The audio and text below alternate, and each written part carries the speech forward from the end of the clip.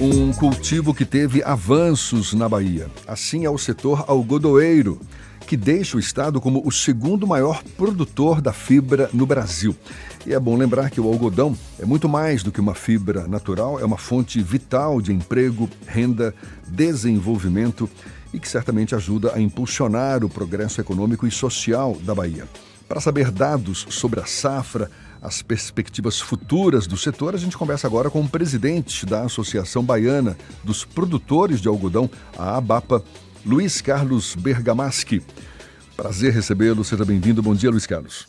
Bom dia a todos os ouvintes. É um prazer, Ernesto, Jefferson, estar aqui com vocês falando sobre algodão, essa fibra importante para o nosso estado e para o nosso Brasil. Pois é, a Bahia é o segundo maior produtor de algodão do país. Dê uma ideia para a gente do tamanho dessa produção hoje na Bahia e de quanto ela vem crescendo nos últimos anos.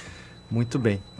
Contando uma historinha aqui rápida do algodão, nós fomos um grande produtor no passado. O Brasil plantou 4 milhões de hectares, produzimos aí 700 mil toneladas de algodão. E a partir da década de 80, essa produção foi reduzida e a área também. Tivemos algumas razões que uma praga especial muito conhecida, que é o bicudo do algodoeiro, praticamente eliminou essa cultura e de exportador passamos a importador de algodão. Aí um trabalho até para a rotação de culturas, o algodão vem para o cerrado, que hoje representa 60% da produção brasileira. E com nova tecnologia, com a agricultura de escala, com um novo pensamento, um programa fitossanitário muito bem conduzido, então o Brasil passa a produzir algodão no cerrado.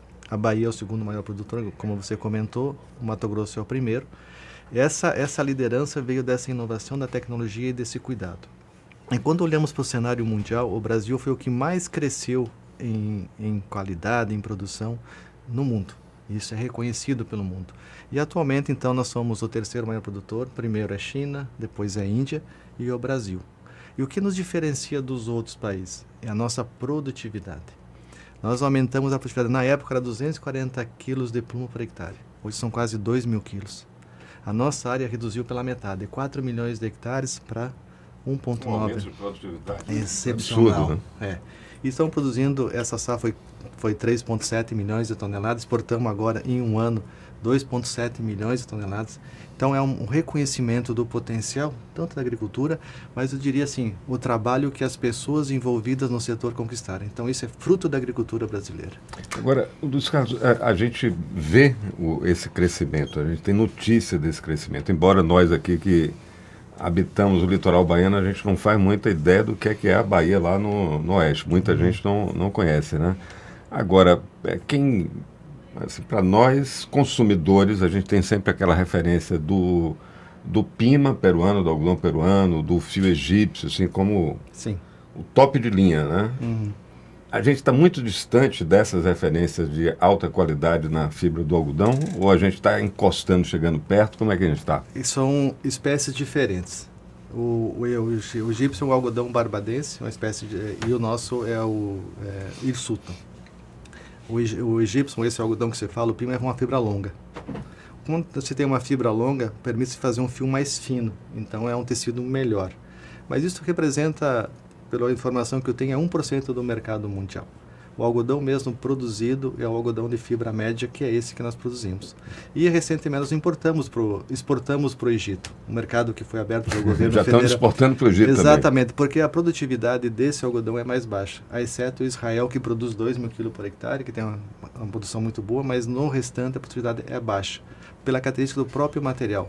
O que difere é que esse material que nós produz muito por hectare. Essa é a vantagem dos 2 mil quilos por hectare. Agora, a Bahia produz algodão, pelo menos que eu tenho notícia, desde o século XVIII, né? Tem uma imagem do Cipriano Barata, um jornalista e abolicionista, uma figura importante aqui para a nossa história. A única imagem que tem dele, ele está exatamente... É uma imagem pintada, né? Para reproduzir a vinculação dele com a Bahia. Um dos elementos que aparece é exatamente ele segurando um ramo de algodão. Isso. Né? Para fazer essa simbologia.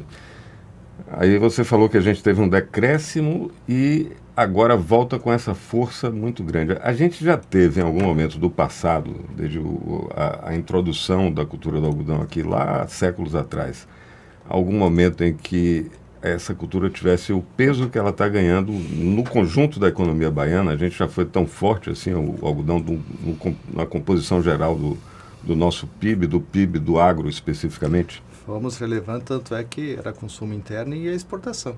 Então, e depois desse momento da praga e outras circunstâncias, nós nos tornamos importadores de algodão. E esse algodão, hoje, a nossa indústria têxtil, para você ter uma ideia, é a 7ª maior do mundo em consumo, 700 mil toneladas mais ou menos. É a maior do Ocidente. E emprega aí na cadeia toda têxtil 1,33 milhões de pessoas, especialmente feminina. Então ela tem uma relevância muito grande para o mercado interno, nossa indústria têxtil. Esse aumento tão grande de produtividade, a tecnologia, o emprego intensivo de tecnologia, etc. Falta o que para a gente fechar essa cadeia produtiva e começar a industrializar a fibra do algodão aqui? Ou é bom negócio apenas exportar fibra? Ou a gente já tem um volume de produção e tem estrutura para implantar aqui uma indústria têxtil que aproveite essa produção tão grande de matéria-prima? Nós já temos uma indústria, mas quando você olha a produção, hoje mudou a produção. Basicamente é o hemisfério sul que produz o mundo. Uma vez era o hemisfério norte. Então, os Estados Unidos não é o maior produtor, agora é o Brasil, e o maior exportador é o Brasil. Então, Brasil, Estados Unidos e Austrália são os grandes exportadores de algodão, e a diferença é a colheita mecânica em relação à colheita manual. O que se percebe? Que o algodão é produzido em um local, beneficiado em outro local, que é praticamente a Ásia, e o consumo, 40% do consumo, está na América do Norte e na Europa. Então, ele circula pelo mundo. É uma questão de competitividade. Quem consegue ser competitivo na produção, quem consegue ser competitivo na fiação, na industrialização e o mercado consumidor que está na Europa. Você está dizendo que tem uma perspectiva ainda de crescimento, então, muito grande. Nós temos um concorrente muito grande que é a fibra sintética. Esse que é o problema. Então, o consumo de algodão nos últimos 20 anos está praticamente estagnado, em torno de 25 milhões de toneladas, 22% do consumo. O nosso trabalho é para promover essa fibra natural, o uso do algodão em relação à fibra sintética. E a questão toda é preço. No final, lá na loja, é o preço que determina a compra, ainda mais no fast fashion. As pessoas compram barato.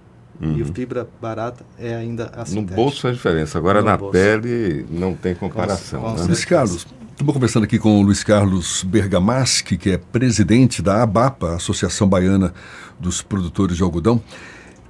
O setor, da forma como você desenha, é um setor pujante, tem aí um potencial muito grande. É um setor que depende muito dos incentivos governamentais ou ele se mantém de forma independente? Em comparação, eu diria, aos outros produtores, independente. O que nós temos de incentivos? No caso da Bahia, nós temos o Fundeagro, que é um incentivo desde que se criou a cotonicultura no Cerrado, que é uma redução do imposto, que transforma isso em ações. Isso é refletido em programas que a ABAPA desenvolve. O primeiro foi o bicudo do algodoeiro, o fitossanitário. Investimos em treinamento, em tecnologia, em capacitação de pessoas. Só para vocês terem uma ideia, nos últimos 10, 12 anos, nós capacitamos mais de 111 mil pessoas. Foram mais de 5 mil treinamentos em 400 cursos distintos. Você imagina quantas pessoas foram beneficiadas com esse treinamento? Então, eu diria assim, além dessa pujança que você falou na competência da agricultura brasileira, mas nós olhamos o setor como um todo e a cadeia como um todo. E o importante disso tudo são as pessoas no final da linha. O que essa cultura está beneficiando tanto para a nossa região, localmente, mas também para o estado da Bahia e para o próprio Brasil. E fizemos agora um estudo recente com a Universidade Federal de Viçosa, que analisou os novos programas que a ABAPA tem. Qual que é o retorno disso? Se chama ROI. Nós vamos além um pouco do tradicional. Qual o retorno social, econômico e ambiental que esse programa trouxeram? E quando olhamos na média, a cada R$1 investido no nosso programa, retornou para a sociedade R$ 3,53. Teve programa que retornou R$5. Um caso deles é o kit de irrigação pequeno produtor e o próprio algodão brasileiro responsável. Então, quando se investe e se tem bom programa, os incentivos que nós temos, tipo esse do Fundeagro, do Proalba, trouxe um resultado não só ao produtor, mas às pessoas né? Sim, perfeito. Para a gente encerrar, Luiz Carlos, qual o papel da ABAPA na garantia de geração de emprego de forma justa e segura para quem atua nessa área? Eu só emendar aqui a pergunta, já que a gente está no final, Jefferson, é que o Luiz Carlos está se despedindo da presidência da ABAPA. Eu aproveito, já podia falar sobre esse fechamento de mandato e quem vai sucedê-lo, né? Exatamente. São várias áreas que nós investimos. Nós precisamos, além da produção, termos pessoas capacitadas, né, por atender a legislação, mas também nós entendemos que quando se tem alguém capacitado e treinado, melhora o índice de produtividade, mas no final da conta a pessoa é beneficiada, tem mais renda, consegue estudar seus filhos, manter suas famílias e a região, o IDH da região desenvolve. E a prova disso aí é os projetos que nós fizemos. Então, acho que esse é o fundamental de tudo que o algodão tem produzido. E realmente eu estou no final dos meus 4 anos, já temos uma nova diretoria eleita, que dará sequência a esse trabalho que a ABAPA vem desenvolvido ao longo desses 4 anos.